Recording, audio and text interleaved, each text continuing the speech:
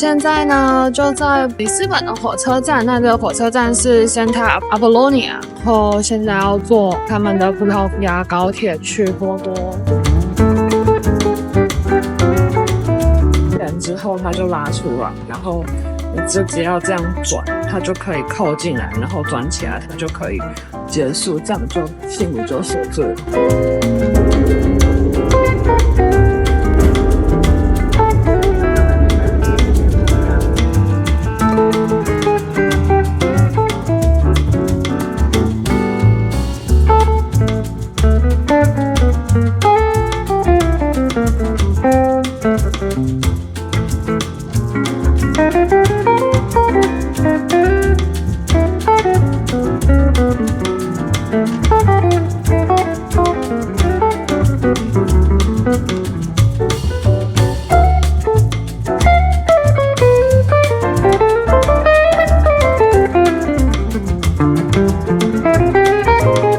我们中午呢，就是要来吃这间波多的特色菜，中文翻成湿哒哒三明治。那这个三明治呢，就是吐司中间夹类似萨拉米还有香料、茴香等香料腌制成的肉片，外面铺上起司，再铺上煎蛋，周围摆上薯条，最后淋上以番茄为基底的酱汁。那我们点的原味是11.8欧，他有问你说要不要帮你切半，那可能切半之后他又加了薯条，又加了酱汁，所以多收了我们2.55欧的切半费用。那大家可以斟酌看看要不要这项服务。那说好吃吗？其实也就那样，就是垃圾食物的好吃法，没有说到太惊艳，但是值得一试。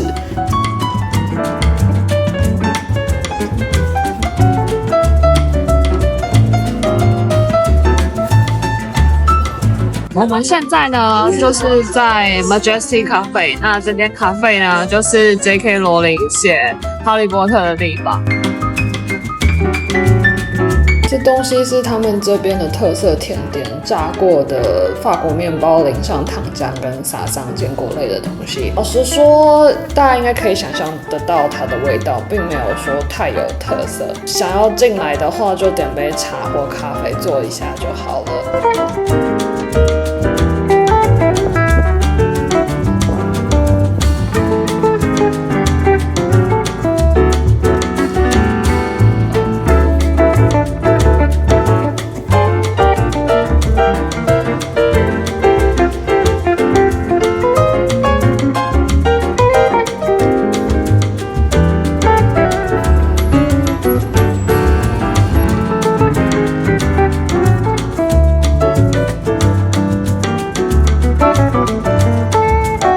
这里呢，就是要往著名的那个路易那个桥的那个方向走。这个教堂的旁边就有这个平台，可以眺望波多的美景。这边的建筑呢，通常的屋顶都是就是红色的，然后外墙可能都会贴满瓷砖，真的很漂亮。推荐这个地方来拍照。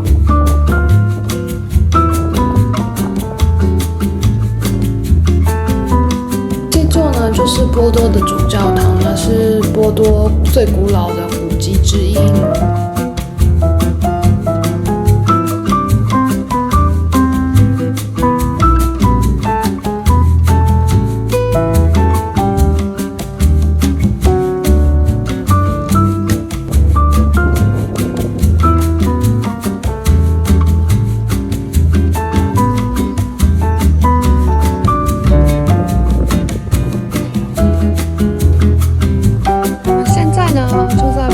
最有名的这条桥上面，真的超美的，后面的景色。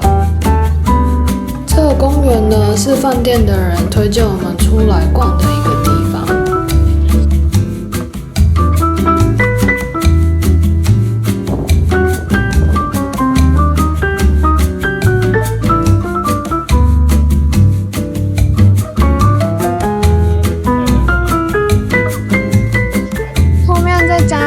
就是我们现在要去的波特酒的博物馆。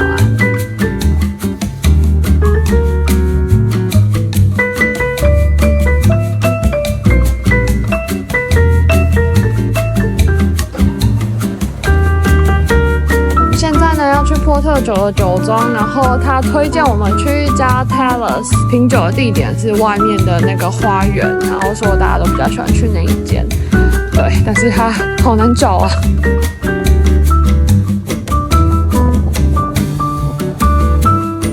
这好像也是这边最古老的酒庄。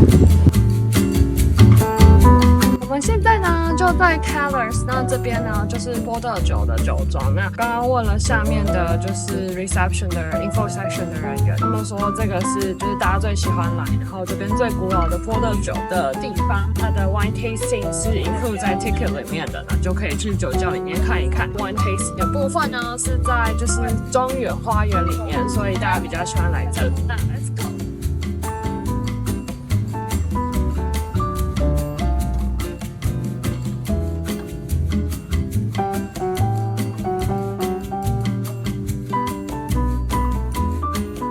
波特酒呢，生产于葡萄牙北部的杜罗河谷，是世界上最古老的法定园区之一。早在1756年的时候便被划定。波特酒所使用的葡萄呢，主要是杜罗河谷的原生品种。这边两侧的山比较高，所以可以挡住强风，适合葡萄生长。那为了确保葡萄的品质呢，采收通常会在9月中旬的时候手工进行。那在春季的时候呢，他们会把酒从杜罗河谷搬到波多继续去进行发酵。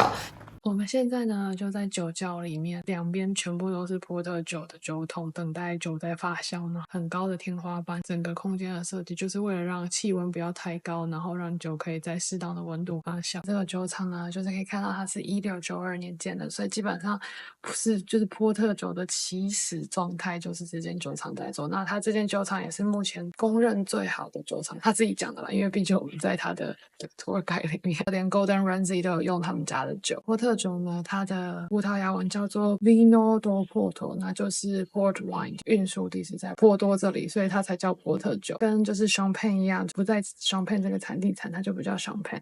那这个 wine 也是不在 Porto 这个地方产，它就不叫波特酒。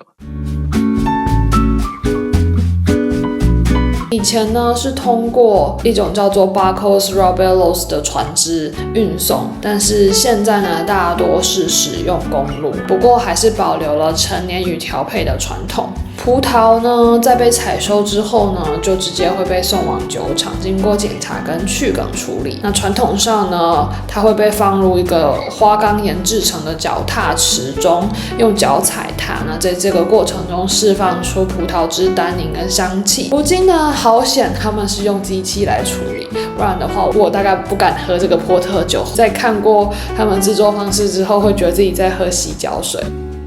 波特酒呢是一种加强的葡萄酒，在发酵过程的途中呢，会加入葡萄烈酒，就是白兰地来终止发酵。那这个过程呢，让波特酒保留葡萄的甜味，也同时提高了酒精含量。那它的酒精含量可能蛮接近20% 的，但是又很甜，很好喝，所以要小心，不要一不小心喝太多。加强后的葡萄酒会放在木桶或是瓶中陈年。那这种差异呢，造成2大类的波特酒，像在木桶陈年的话呢，就会接触空气，让酒更快成熟；但是在瓶中陈年呢，则减缓了发展的速度。那波特酒呢，比较像是一种甜点的酒，传统上呢，它会搭配起司甜点作为餐后酒使用。那波特酒不只有红色的，还有白色的。白色波特酒呢，就当开胃甜酒。茶色和年份的波特酒，据说比较适合搭配巧克力跟雪茄。